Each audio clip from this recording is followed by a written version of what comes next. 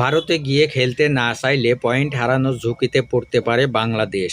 এমন কথাই Bangladesh cricket board বিসিবিকে জানিয়ে দিয়েছে আন্তর্জাতিক ক্রিকেট কাউন্সিল আইসিসি। আসন্ন টি-20 বিশ্বকাপকে সামনে রেখে নিরাপত্তা শঙ্কায় বাংলাদেশের ম্যাচ ভারতের বাইরে সরিয়ে নেওয়ার অনুরোধ নাকচ করে দিয়েছে আইসিসি। এমনটাই জানিয়েছে ক্রিকেট সংশ্লিষ্ট সূত্র। ইএসপিএন কিক ইনফো জানিয়েছে, আইসিসির পক্ষ থেকে বিসিবিকে জানানো হয়েছে নির্ধারিত সূচি অনুযায়ী বিশ্বকাপ খেলতে বাংলাদেশকে ভারতে যেতে হবে, অন্যথায় পয়েন্ট হারানোর সম্ভাবনা বাড়বে। তবে বিসিবির দাবি, আইসিসি তাদের এমন কোনো চূড়ান্ত আলটিমেটাম দেয়নি।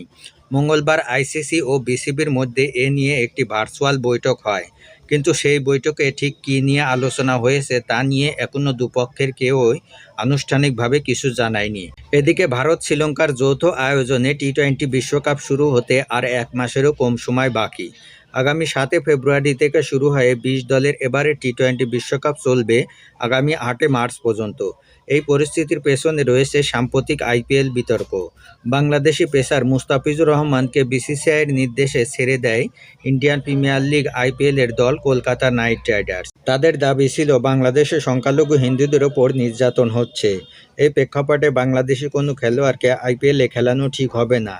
এদিকে বিসিসিআই সচিব দেবজিৎ সাইকিয়া সংবাদ মাধ্যমকে নিশ্চিত করেন, ভারতীয় হিন্দুত্ববাদী কয়েকটি গোষ্ঠীর আপত্তি ও চাপের মুখে বিসিসিআইয়ের নির্দেশেই মুস্তাফিজুর রহমানকে ছেড়ে দিতে বলা হয়েছে। অন্যদিকে আইপিএল গভর্নিং কাউন্সিলের দাবি, বৈঠকে মুস্তাফিজের বিষয়ে কোনো কথা হয়নি। বোর্ডের ভিতরে কারা এই সিদ্ধান্ত নিয়েছে তা নিয়েও প্রশ্ন উঠেছে।